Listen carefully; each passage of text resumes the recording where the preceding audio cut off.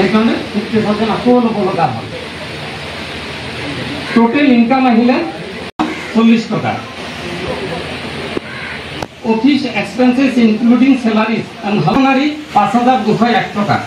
প্রিন্টিংত গল 26,000 টাকা। Meeting propaganda 10,180 টাকা। আমার ইলেকট্রিক বিল দিব লগা দিছিল আমি সেন্ট্রেলত দিলো।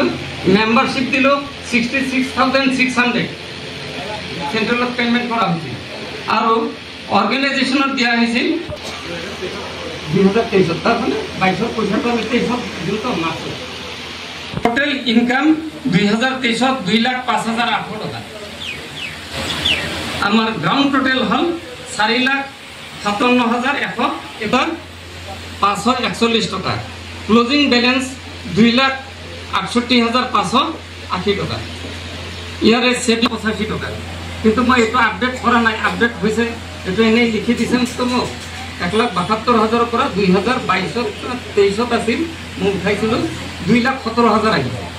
এতিয়া আকৌ আৰু অলপ বেছি সেভিংছত 77,011 এটা আমাৰ 23 গুছি 2024 এতিয়া 2024 অলপ দুখ লাগে। মেম্বারশিপ আমার একেবারে কম। আগত যিমান উঠিছে তার আধা উঠিছে আর আপনার অর্গানাইজেশন 4 ভাগৰ 1 ভাগ উঠাম। কাৰণ 2024 7 জানুৱাৰীৰ পৰা মই অৰ্গানাইজেশন উঠাম, তেতিয়া কোড অফ কন্ডাক্ট লাগিব।